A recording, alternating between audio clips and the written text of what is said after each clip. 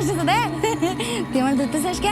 আপনি কি হেলেন নাকি বনলতা সেন? প্রতি বছরের মতোই এই ঈদেও মুক্তি পেয়েছে বেশ কিছু সিনেমা, যার মধ্যে কিছু সিনেমা মুখ থুবড়ে পড়েছে, আবার কোনো কোনো সিনেমা দেখাচ্ছে তাদের আধিপত্য।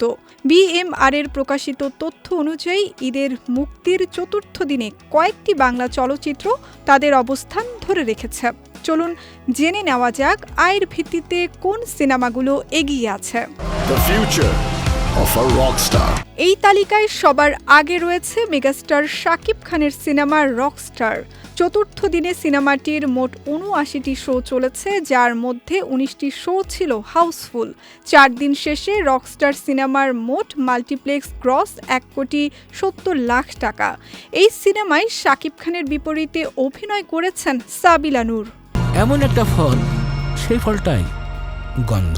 মুক্তির চতুর্থ দিনে রোহিত সিনেমার কালেকশনে ড্রপ পড়লেও হোল্ড এখনও বেশ ভালো।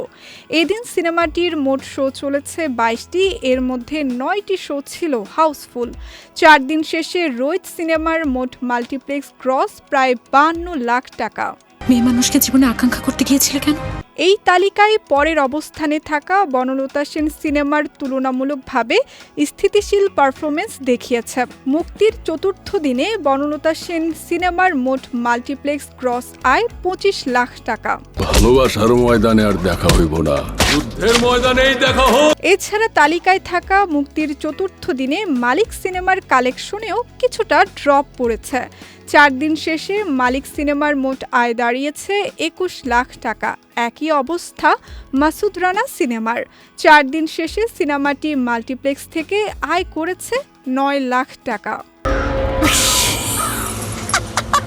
তবে এই তালিকায় থাকা পিনিক তুলনামূলকভাবে দুর্বল অবস্থানে রয়েছে।